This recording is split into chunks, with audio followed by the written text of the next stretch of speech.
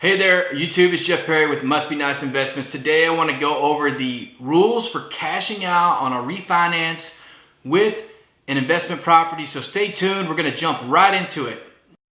Okay, so the rules right now for doing a cash out on a refi is 75% maximum is what they're going to allow you to do on the appraised property value. So, let's just jump right into an example real quick. Here's one right here. So let's say we have a house that's worth $150,000 that we own.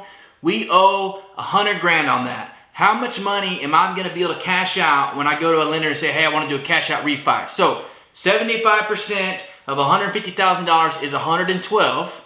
I owe $100,000. So the max I'm going to be able to take out on that loan or to be able to cash out during a refinance event is $12,500. Not a lot of money. So probably not the kind of deal you want to do typically by the time you pay closing costs, etc., unless you're just getting a much lower interest rate or something like that. Now, if you own a property outright, this may be a really good strategy you use to do a cash out. There are a few more rules that we need to consider. One of them is that you must have owned the property for 6 months. So you can't buy a property conventional and then, make it worth a lot more money because you upgraded certain things, etc. Say you bought a house from a wholesaler somehow using a conventional loan, or maybe not a wholesaler, but just a house that's needing substantial repairs that had a much higher ARV than what you paid for it. You bought a house for $100, you put $50 into it, now it's worth $250. You got to wait 6 months before you go do that cash out refinance.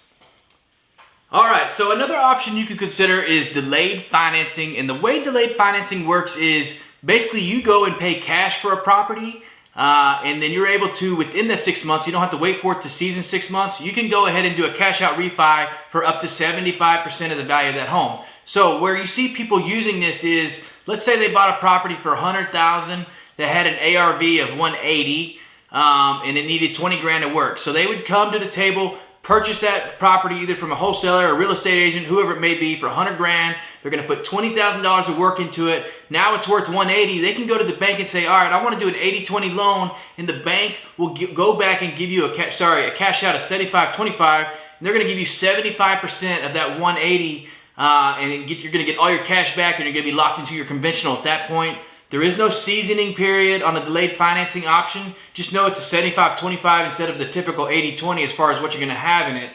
So this is a really good option, especially if you have cash to close a deal up front and cash to make the repairs, or you have a partner. A lot of times this is where you'll see partners come in, provide that other people's type money into a deal to where you can get into the deal. You don't have to pay absurd interest rates, etc. Not a lot of risk on hard money loans, etc. So this is a really good option if you have access to that kind of money to close a purchase on a house, do the repair, and then go to the conventional route to get your money back, give your partners their money back with a little bit of interest, whatever you might be.